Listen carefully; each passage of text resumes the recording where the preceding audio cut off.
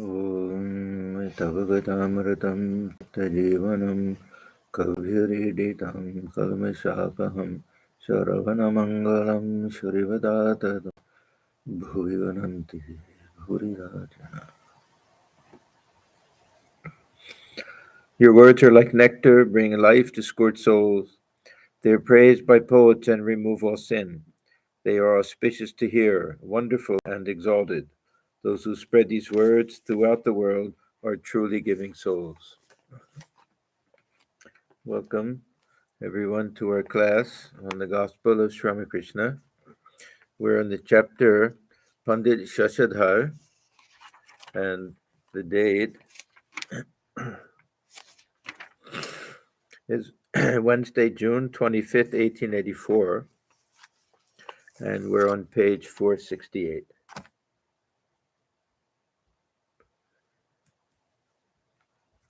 The chapter started. Sri Ramakrishna had been invited to Ishan's house, a very close devotee of his, and the Pandit Shashadhar was staying in his neighbor's home. So Sri Ramakrishna had gone from Ishan's house to the neighbor's house, and we already have a few pages of conversation between this Pandit Shashadhar, very well-known Pandit of the day, who was around 35 years old at that time. And Thakur obviously liked him and is giving him a lot of instructions. So he's been telling him about the different yogas and why the path of Bhakti Yoga is so suitable to the present age. I'll go back a little bit. What is Bhakti Yoga? It is to keep the mind on God by chanting his name and glories. For the Kali Yuga, the path of devotion is easiest. This is indeed the path for this age. The path of karma is very difficult. First of all, as I've just said, where will one find the time for it nowadays? Path of karma, Sri Ramakrishna is referring to in part, is the karma kanda of the Vedas, which will include a lot of ritual and rites and different injunctions that have to be followed. Where will one find the time for it nowadays? Where's the time for man to perform his duties as enjoined in the scriptures? Man's life is short in this age. Further, it is extremely difficult to perform one's duties in a spirit of detachment without craving the result. One cannot work in such a spirit without first having realized God. Attachment to the result somehow enters the mind, though you may not be aware of it. Now, this brings a little doubt into the mind. Well, what about our Karma Yoga as we practice it? And that and other places he said we have to do. But Sri Ramakrishna's emphasis was always on giving ourselves as much time as possible for spiritual practice. And sometimes in the name of Karma Yoga and selfless work, we purposely give ourselves less time for spiritual practice because it's more difficult. It's easier, of course, to do some social service work and other things, but to really try to dive deep and fix the mind on the ideals is very difficult. So this is why sometimes Sri Ramakrishna doesn't seem to recommend Karma Yoga that as strongly as perhaps Swamiji or Gita, because referring to something a little bit different.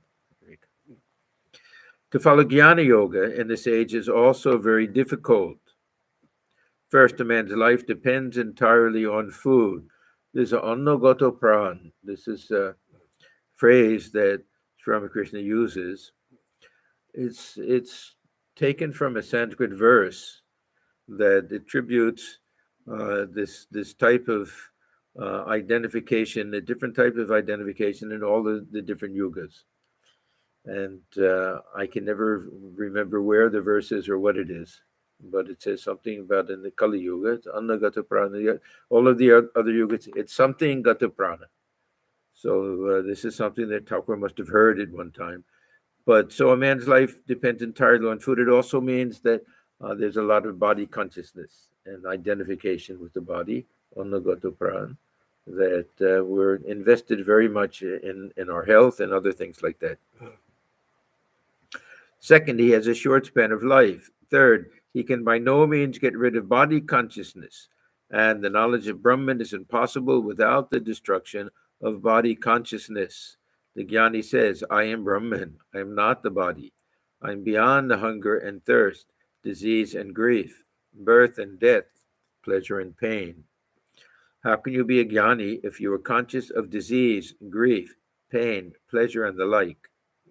A thorn enters your flesh, blood flows from the wound, and you suffer very badly from the pain. But nevertheless, if you are Jnani, you must be able to say, why, there is no thorn in my flesh at all. Nothing is the matter with me. Now, we've seen Karma Yoga, that Ramakrishna has a very definite idea of Karma Yoga, which is not necessarily the way we look at it. There's Jnana Yoga also.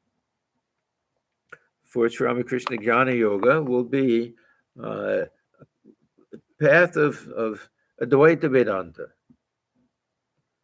Because really, what followers of the other schools of Vedanta do can also be called Jnana Yoga.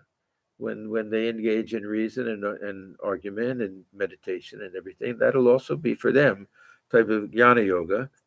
But traditionally, this path is associated with the Upanishads, and the Upanishads, because of the Mahavakyas, with Advaita Vedanta, with this idea of absolute oneness between the individual soul and the Supreme Soul, and also because of the tremendous influence of Shankaracharya, that because of him, we generally have this tendency to identify Vedanta with Advaita Vedanta. There are other followers of Madhva, Ramanuja, they're also Vedantists. They have their own schools of Vedanta, but generally we associate it with Advaita Vedanta, which involves three things. One, that Brahman is the only ultimate reality, pure consciousness, and that this world is the result of Maya somehow. And it doesn't have the same reality that we ordinarily think that it does. There are many ways of explaining it. And the individual soul and the Supreme Soul are one. This, what we call the jiva, is really not the jiva. What we call the jiva is really Brahman. So there is no reality, even to the reflected sun, outside of the real sun. So it's a path that really requires a tremendous amount of detachment, not so much investment in this world, no family attachments or anything. Generally, it was a path for the sannyasins. Now, does Sri Ramakrishna himself teach Jnana Yoga? Not this strict type of Jnana Yoga, but of course, we get so many teachings. I would say 2 out of the 3. He'll teach about the very pure nature of Brahman, pure consciousness. Of course, he'll add that Nirguna, Saguna are both aspects of Brahman. He'll talk about this ego as being the stick that gives some false appearance, that really there's only oneness. But he doesn't emphasize too much this idea that this world is false or Maya. More this idea, we've seen it over and over again, this world is transitory and there's nothing to hold on to, and it won't fulfill us ultimately. So the gospel of Sri Ramakrishna is filled with this jnana, this highest knowledge and wisdom.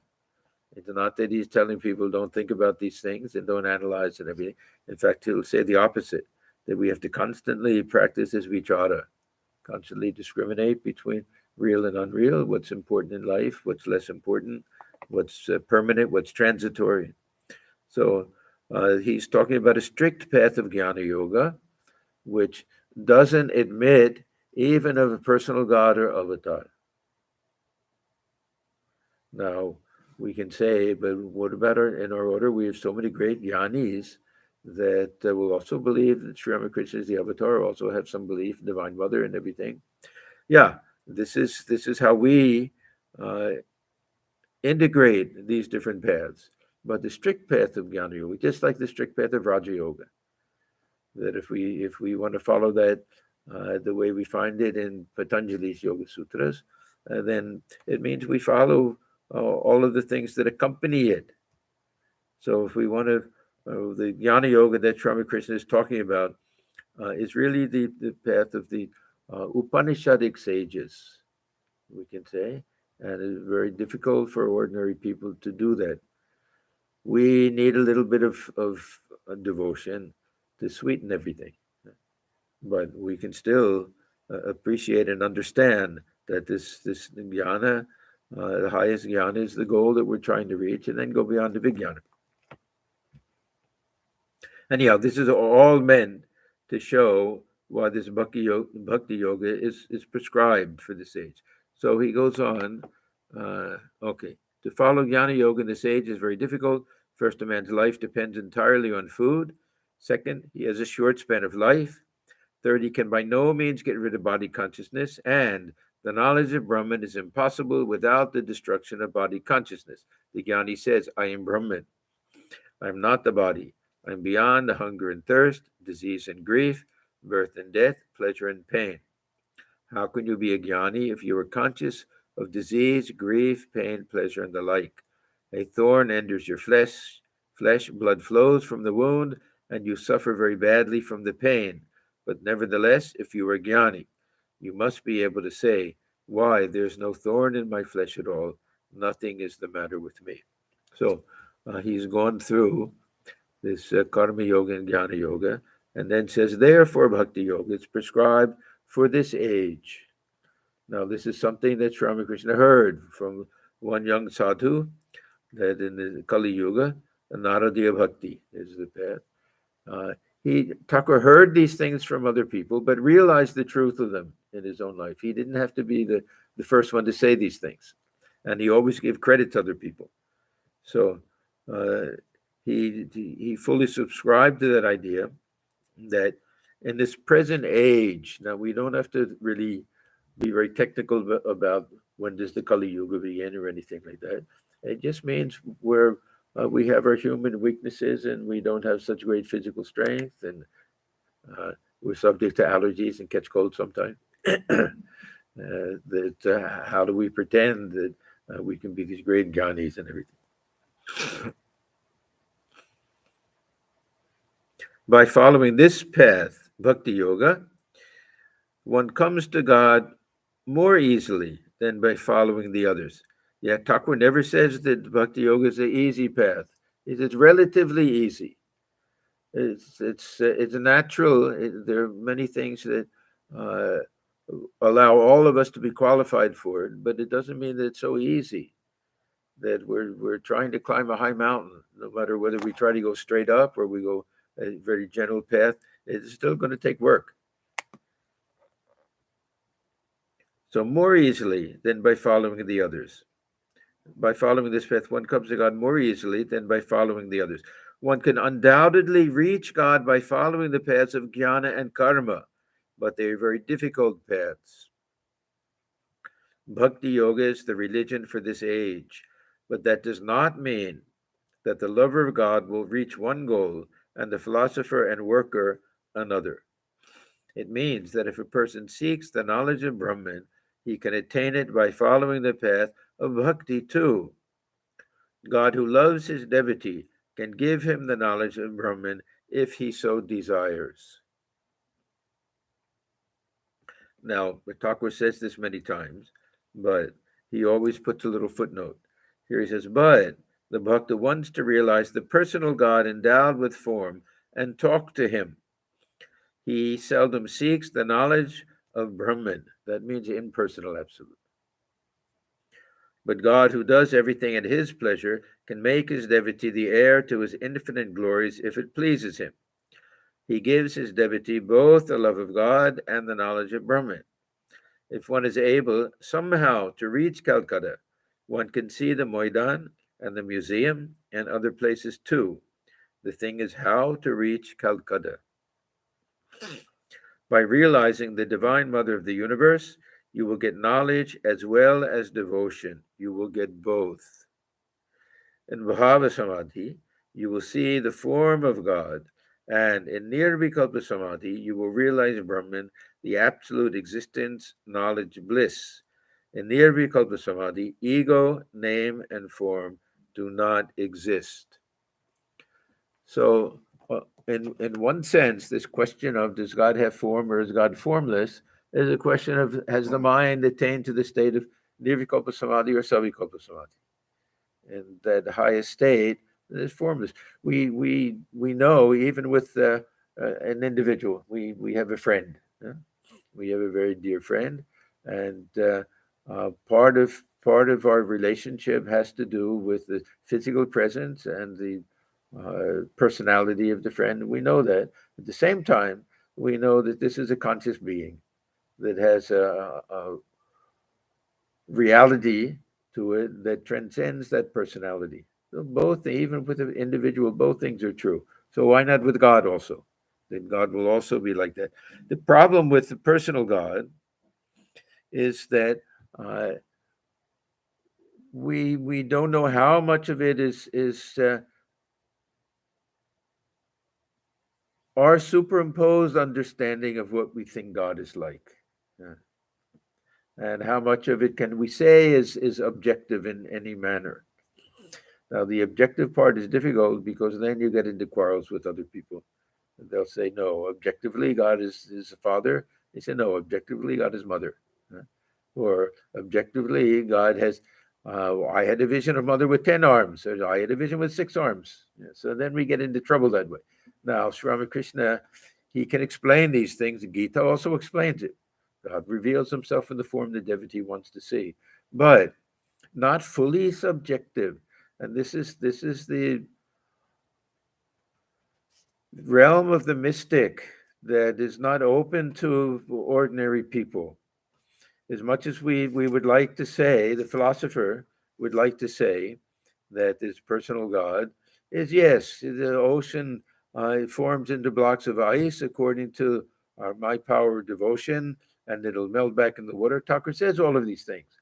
But when he says that you will talk to God, he's not talking about some play of the mind.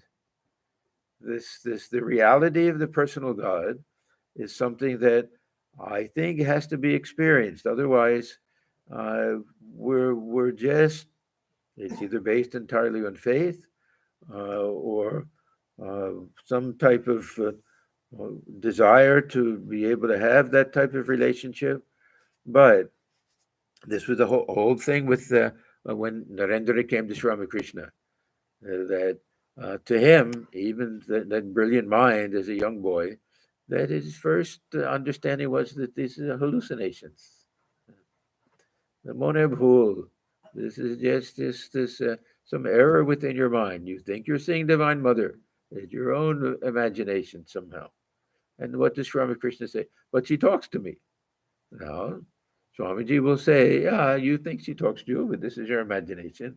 But but everything she says tallies with the truth. And so anyhow, eventually, Narendra has to accept it all. And he also, at the end, he had such tremendous faith in Divine Mother that he felt she was holding him by the hand, just like Sri Ramakrishna. That she was leading him on, she was doing everything. So somehow, and it may not happen to everyone. We have other great spiritual, God realized souls from other traditions and from Advaitic traditions that won't talk about this, talking to God and everything else. But there'll also be God realized souls. So is it a question of personality, temperament? Do we have this Vijnani's ego of knowledge or ego of devotion? These are things that are just guesswork for us. And we kind of marvel at this relationship that Sri Ramakrishna had with the Divine Mother. Yeah? But it's very hard to just dismiss it, that everything about Thakur's life was perfect. And she supplied everything for him, the words that he spoke, and he saw her so clearly. And but finally, as I say, Narendra also had to accept all of these things. This is the attraction to the path of Jnana Yoga. It's very logical. It's very logical. We can understand the logic behind this Nirguna Brahman having to be Saguna Brahman. That the Brahman, which is pure consciousness, has to be the source of the universe and creation. That we can understand. If we start out with the concept of Brahman, that's infinite, perfect, impersonal, no desire, no desire, of course, not a person, and actionless, Nariha. We can't explain this universe. So we can understand philosophically how we bring in this idea of Shakti and this idea of a creator, God, but to turn it into the personal God, this doesn't happen until a later period, even. This First we have our Brahman and Ishvara, Paramatma, all of these things. Then Bhagavan comes in with this Puranic age more. But that doesn't mean that it's not true, just because this is a later philosophical development, if we want to call it that, or maybe just religious development. Anyhow, Sri Ramakrishna emphasizes very much that when the mind goes into higher levels, that we have different types of experience, and we can experience levels of reality and aspects of God that go beyond our ordinary understanding.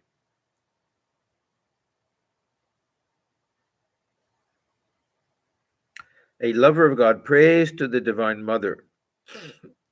Oh, Mother, I'm very much afraid of selfish actions. Now he's talking about, back to this Karma Yoga, that I would say a little bit specific reference here, although he won't mention the names, of course, to his conversations with Vidyasagar and also with his Ishan.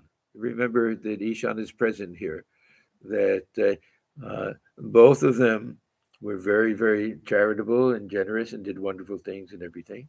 But Thakur felt that very hard for a little bit of enjoyment of praise, maybe not seeking name and fame, but a little bit of enjoyment and a little bit of too much entanglement in the world and not giving time, especially in the old final years of life, to trying to go deep within and realize that divine treasure within the heart. So he says, a lover of God prays to the Divine Mother. Oh, Mother, I'm very much afraid of selfish actions. Such actions have desires behind them, and if I perform them, I shall have to reap their fruit. But it is very difficult to work in a detached spirit. I shall certainly forget thee, O Mother, if I involve myself in selfish actions. Therefore, I have no use for them. May my actions, O Divine Mother, be fewer every day until I attain thee. May I perform without attachment to the results only what action is absolutely necessary for me. May I have great love for thee as I go on with my few duties. May I not entangle myself in new work so long as I do not realize thee. But I shall perform it if I receive thy command, otherwise not. So,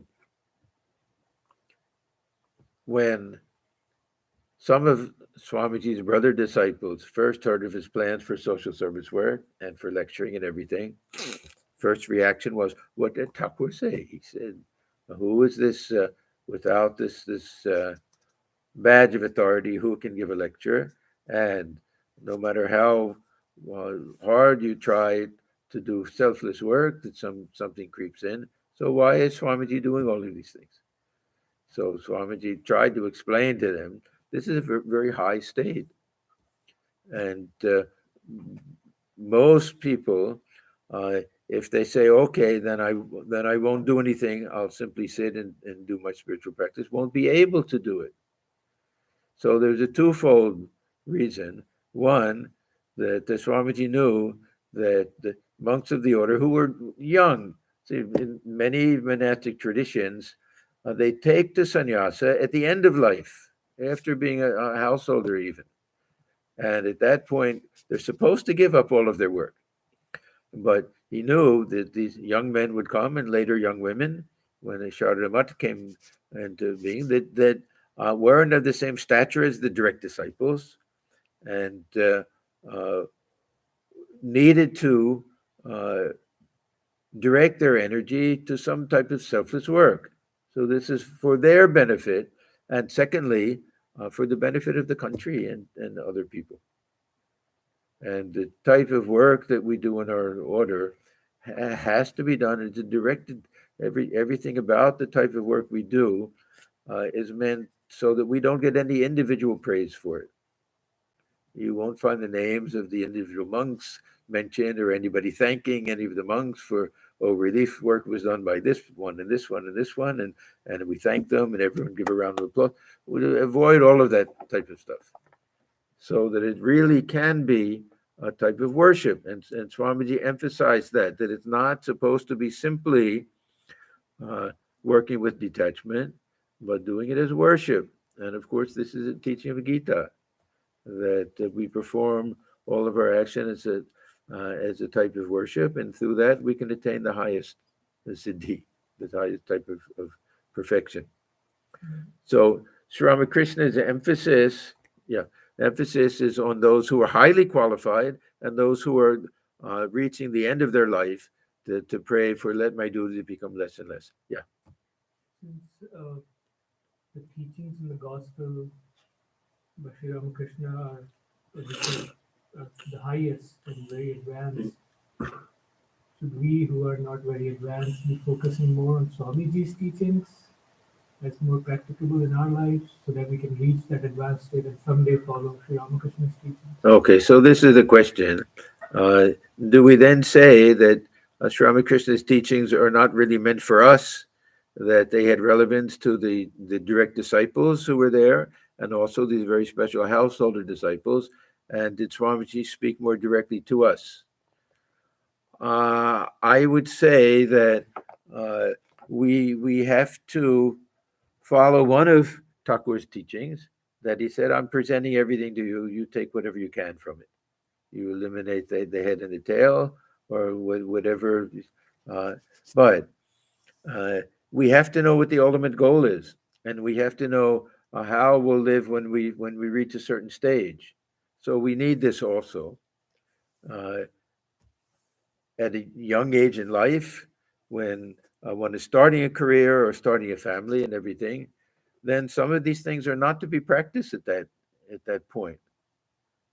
But Sri Ramakrishna, we have to look at who he's talking to and everything.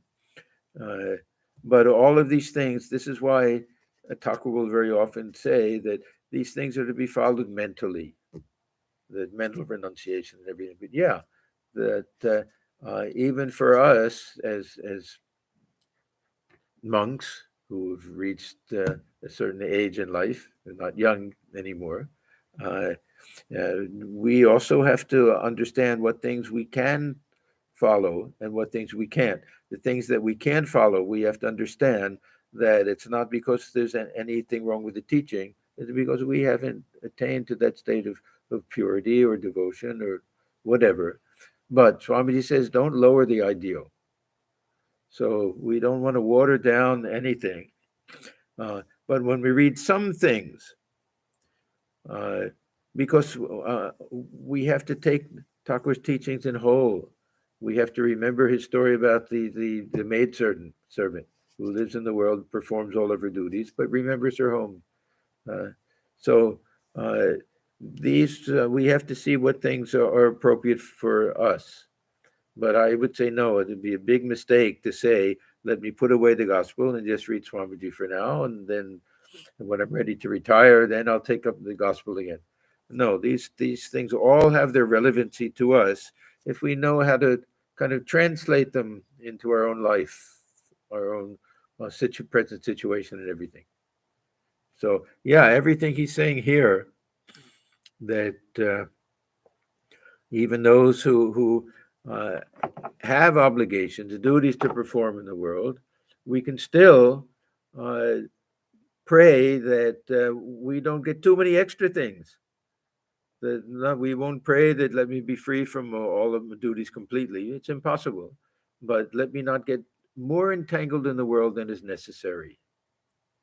As far as possible, let me increase the amount of time for my spiritual practice and not get too attached to things and entangled in things, even though I know that this is student stage or householder stage of life or something, and it's impossible to live the very strict life of a sannyasi while I'm in the householder stage of life. I can do it in spirit alone, but I can't follow the letter of it and leave the home and beg from door to door for food and the traditional things that can't be done.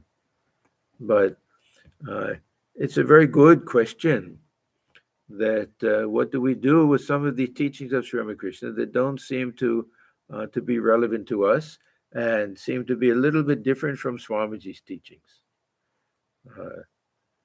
I think ultimately there's not a single real contradiction between anything that Swamiji says and anything that Sri Ramakrishna says. The emphasis may be a little different.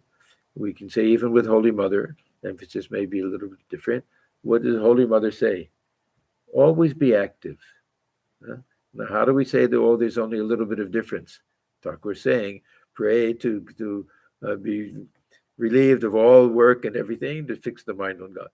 See, because Holy Mother, she's talking to people who, as soon as they have an idle moment, all sorts of nonsense thoughts will come into the mind.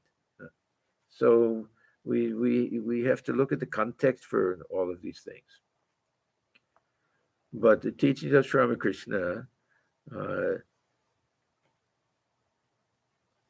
have to be seen as the highest type of ideal. And even the life of Sri Ramakrishna, I mentioned this one of the recent classes, that somebody was saying, I don't remember where I read it, that we have to understand that we cannot always follow the example that Sri Ramakrishna said. We should follow his teachings because he had this superhuman power to practice spiritual discipline, which we don't have. So we have to understand what things are not possible for us. When he says call on God day and night, we can't do that. We know what it means, that day and night, a little bit within the heart, we should feel that longing that should be there. But it doesn't mean that we'll roll on the ground and call mother, mother, mother all night long without sleep and to give up food and all of that. That's impossible. But he wants us to catch a little bit of the spirit of that. That's why he says, I've done all 16 parts, you only have to do one part. Or he says that, say, we can't be like Radha, day and night, only thought in her mind is, when will I meet my Krishna? He says, but try to catch a little bit of that tremendous longing that she had to see Krishna, to feel that tremendous longing for God realization. So, actually, there'll be things that Swamiji says that are also very hard for us to follow. I mean, we need them all together. Thakur Ma Swamiji, all three of them, they supplement and complement and fulfill each other. And it will have a slightly different emphasis sometimes. Now, even this slightly different emphasis, if we understand and if we accept and believe Swamiji's words, that he did nothing that wasn't either directly or indirectly instructed to him by Sri Ramakrishna. All those days in Kashipur, when just the two of them were there, and Narendra sat by his side, and Thakur gave him all different instructions what to do after he passed away, and how to found the Ramakrishna order, and so many different things. He said that when others objected, but Thakur never said these things, then Swamiji said, he told me lots of things that he didn't tell you.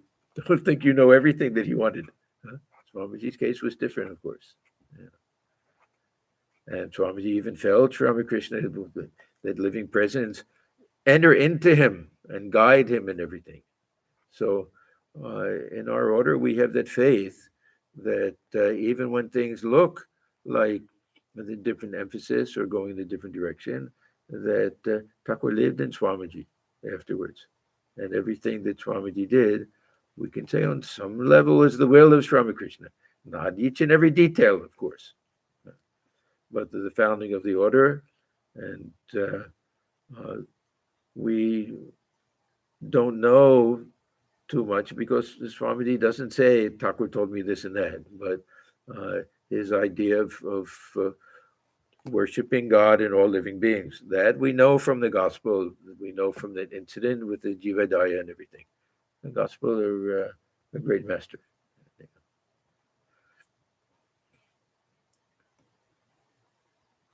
So we can also pray that let my entanglements become less and less, not meaning that let me get fired from my job, not meaning that, I have to leave house and home and do all of that, but understanding that it'll be nice if I don't have to travel on weekends for my work and do this and that, and I can work from home every once in a while, and I have more leisure to visit the ashram and things like that. That much we can do. We can apply it that way.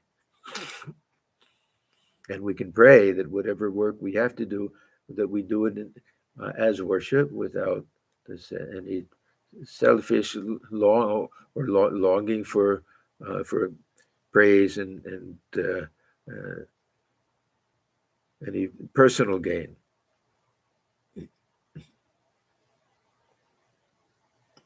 Okay, now the Pandit will change the conversation. How far, Pandit, how far did you go in visiting the sacred places?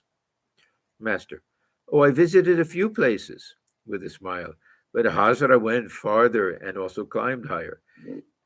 He visited Rishikesh, but I didn't go so far or so high. Thakur wasn't much in favor of going on pilgrimage for a couple of reasons. One, a very practical reason, is that those who were with him and being trained by him, he knew that that would be a fixed period of time. And the more time they could spend with him, the better it would be for them. So if they went on pilgrimage, that means that they're not with him at that time. This is one thing. Another thing is this idea is going to some external place. We're trying to go deep within. And wherever we take the name of God, wherever we do spiritual practice, that's a holy place. So very practical that way. But all of the direct disciples went on pilgrimage afterwards. And we go on pilgrimage to places where Thakur was. So it's again another case of looking at the context. When sometimes when they say, yes, I thought I'll go to Benares, and he said, why bother with that? You're fine here for now. So he was the greatest pilgrimage place. Now, he could say that without any touch of ego. That this was just something that was part of his understanding. It was, of course, the highest type of truth. So it'll sound again like he's a little bit against going on pilgrimage, but his case was always different. Holy Mother, how many holy places she went to also. You must have noticed kites and vultures soaring very high in the sky, but their eyes are always fixed on the charnel pits. Do you know the meaning of charnel pits? It is lust and gold. What is the use of making pilgrimages if you can attain love of God remaining where you are? So this is that main idea. What the place of pilgrimage is within the heart. Where the body is physically, it doesn't matter. But we do get inspired when we go to some places. So no harm, of course. I have been to Benares and noticed the same trees there as here, the same green tamarind leaves. Yeah, Sri Ramakrishna, he went to Benares, Varanasi, with Mathur Babu and had to sit in the room with Mathur Babu and all of his very wealthy friends and listen to them talk about how much money they had and property they all different worldly talks and everything. And he said, oh, Mother, why didn't you bring me here? I was happy where I was back there.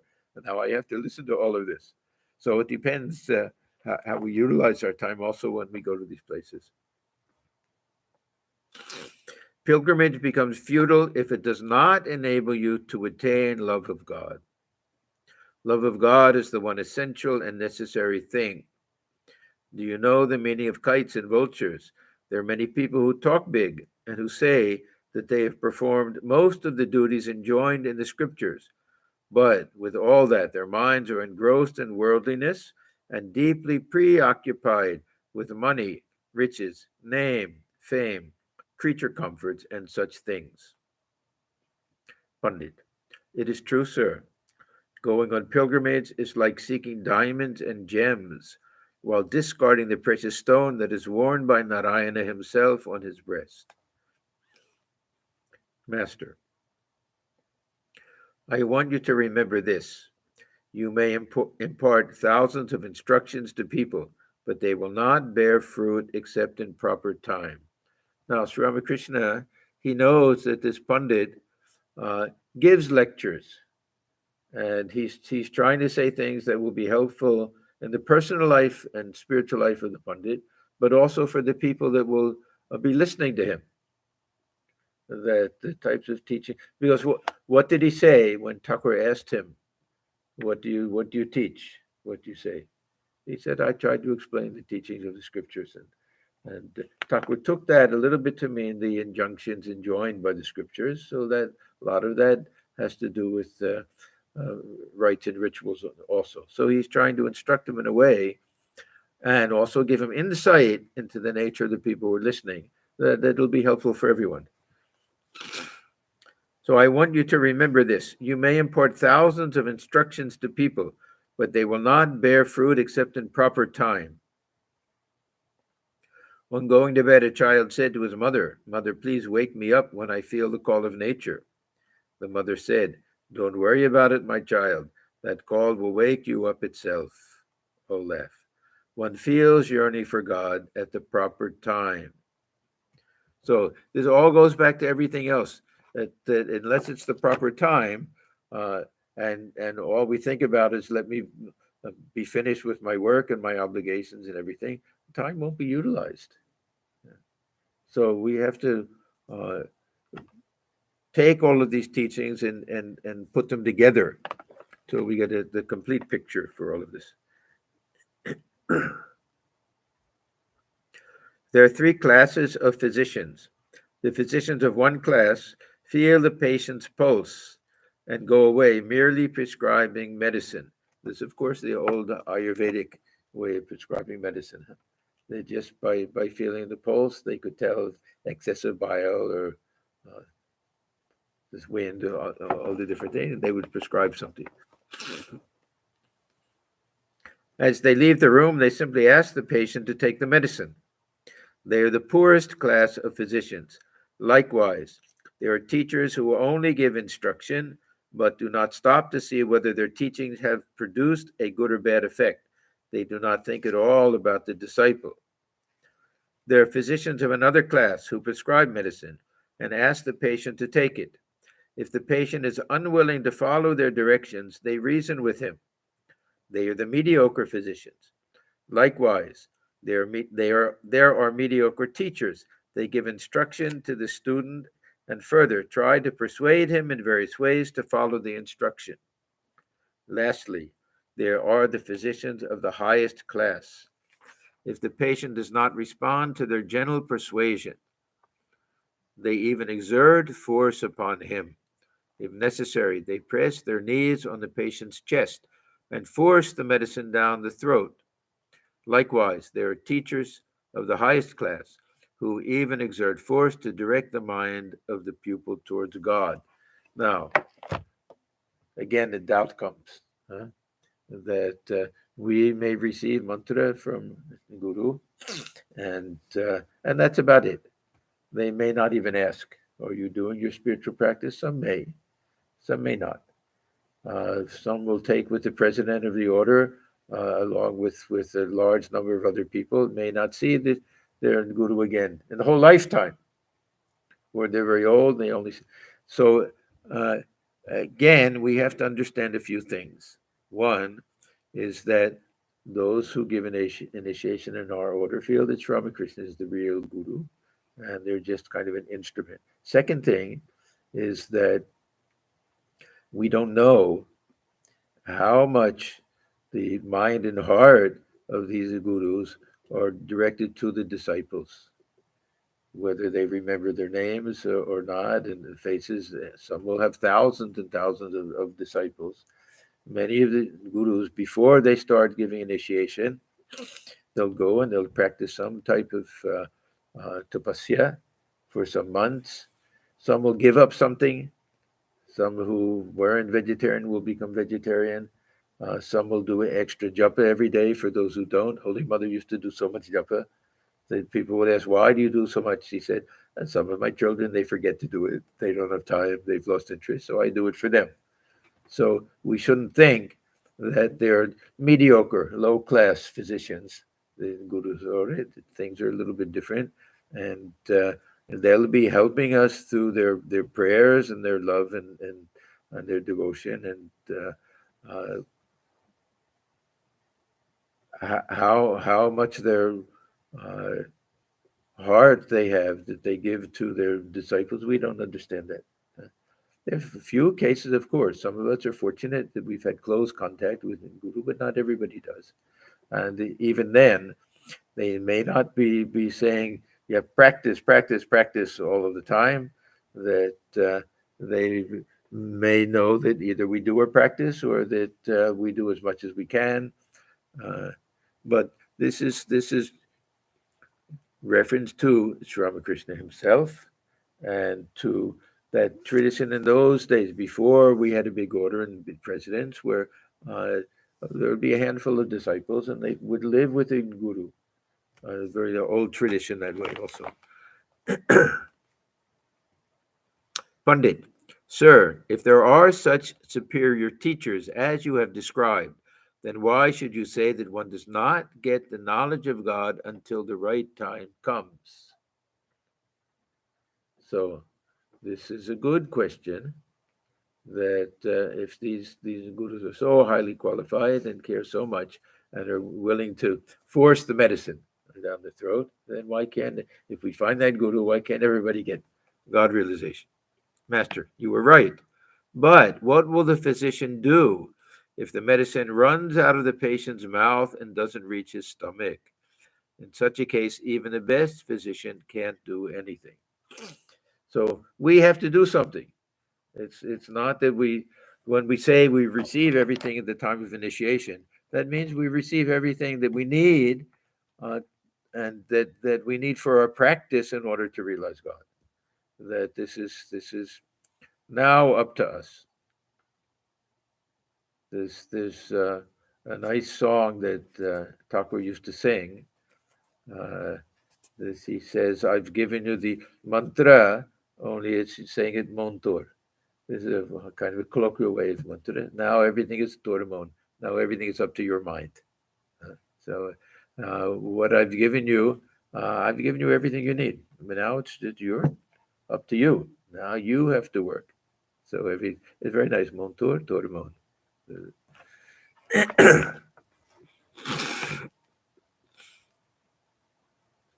The teacher should judge the fitness of the student before giving him instruction.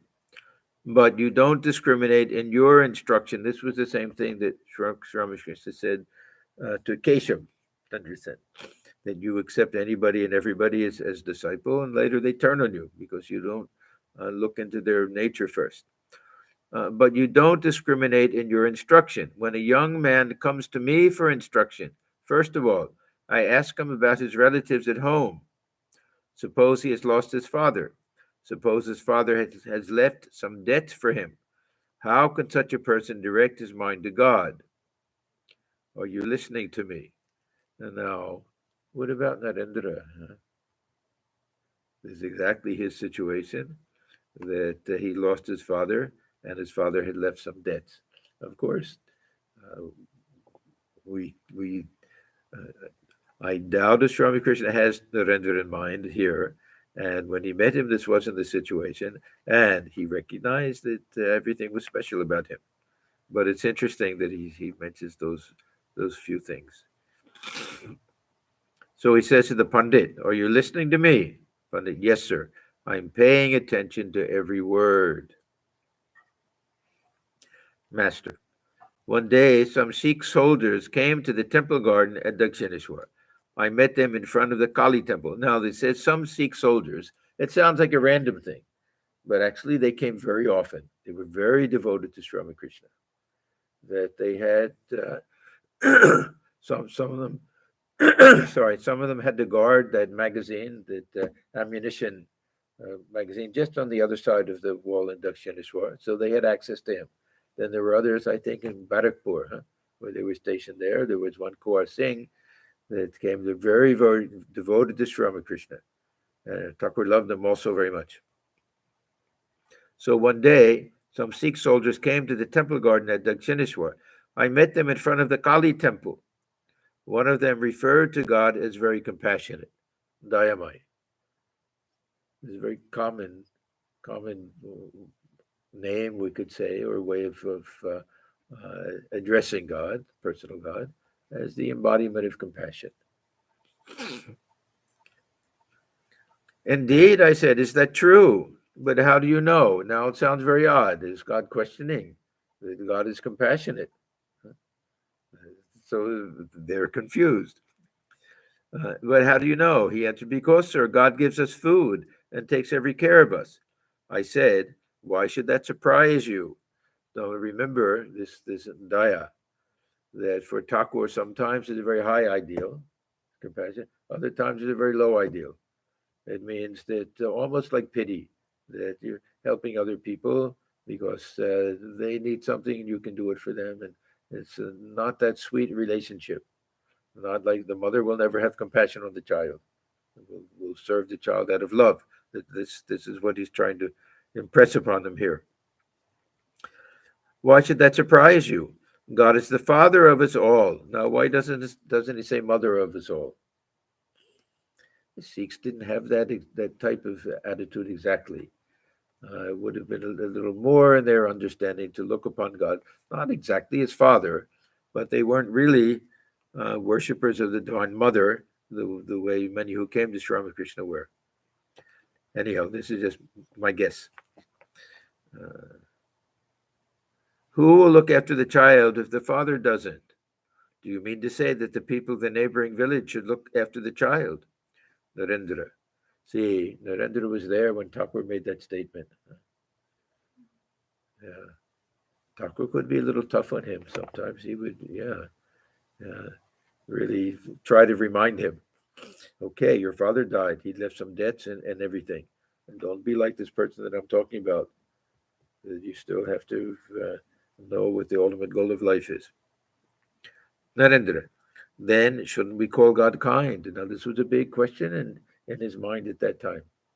That during this period, he practically gave up this idea that God is kind and compassionate because they were suffering so much in his family. And everyone said, oh, Narendra become an atheist, that he doesn't believe in this personal God anymore and everything. So this was a rather serious question for Narendra at that time. Then shouldn't we call God kind, Master? Have I forbidden you to? What I mean is that God is our very own. He is not a stranger to us. Pandit, priceless words. Now, if you remember last week, Thakur left when Narendra was singing, and he didn't say too much. He said, oh, did we do a wrong thing? We left and everything. Now he'll say, Master, to Narendra, I listened to your singing, but I didn't enjoy it. So I left the room.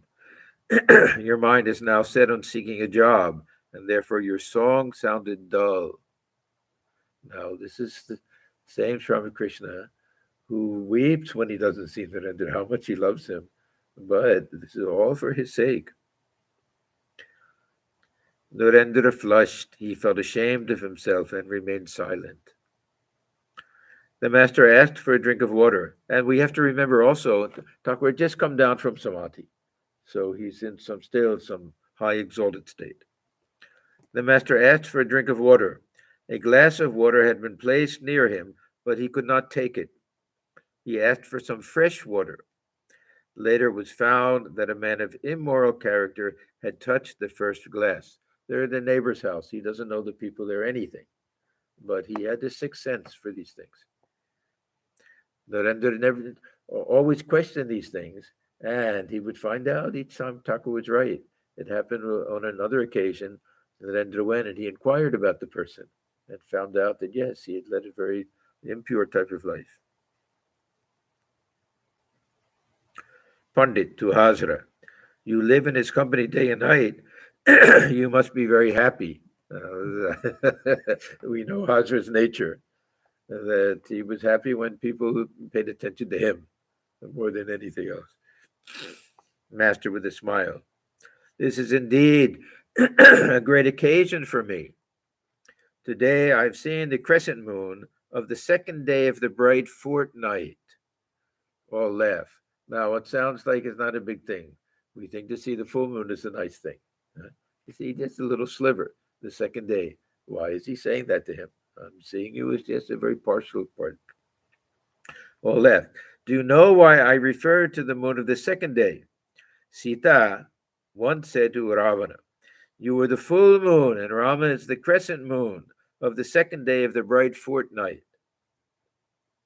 Ravana did not understand the meaning of these words. He thought Sita was flattering him and became exceedingly happy.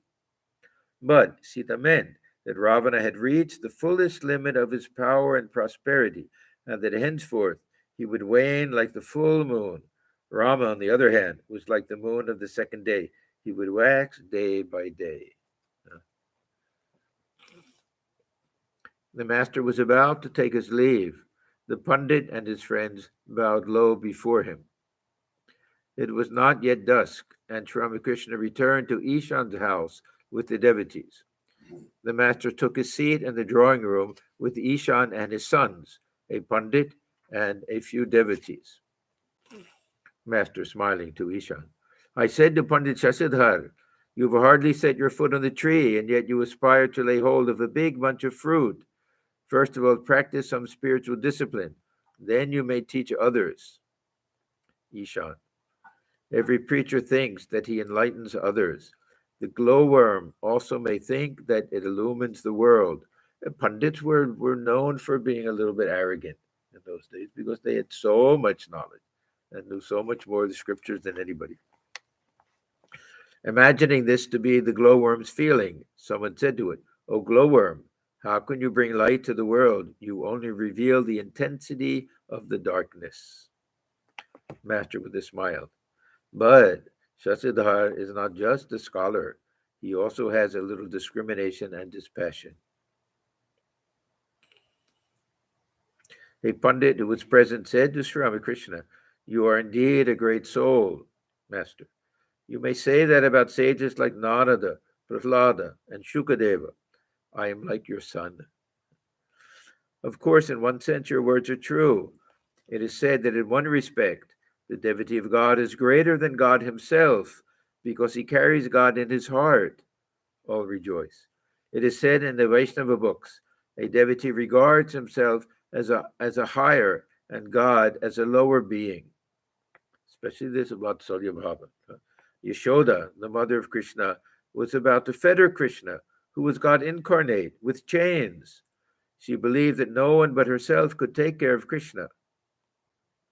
Sometimes God acts as the magnet and the devotee as the needle. God attracts the devotee to himself. Again, sometimes the devotee acts as the magnet and God as the needle, when that longing for God becomes so intense that it pulls God towards us. Such is the attraction of the devotee that God comes to him, unable to resist his love. The master was about to leave for Dakshineshwar.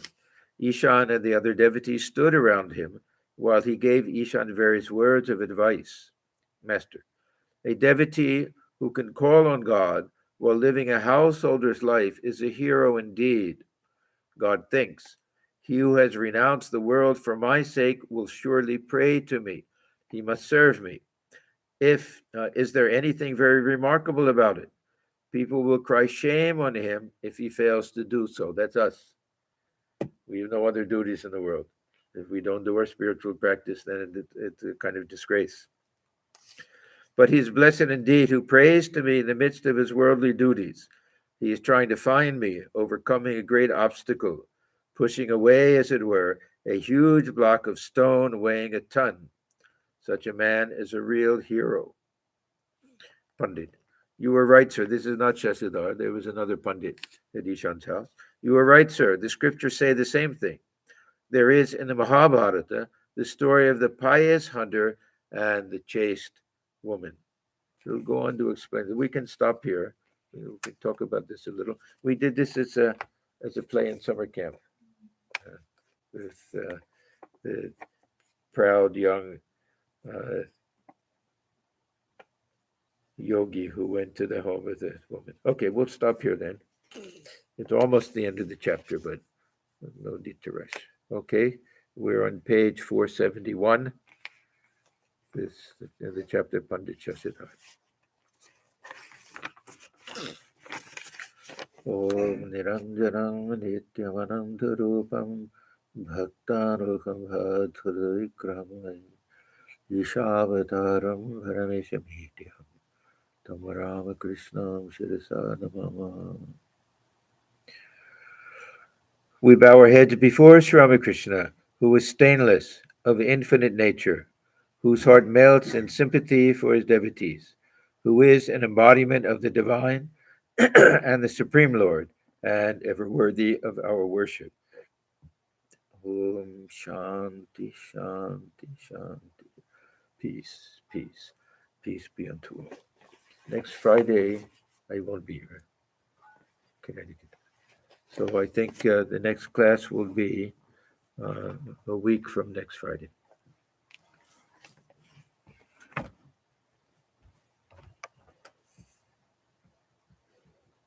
I can do that.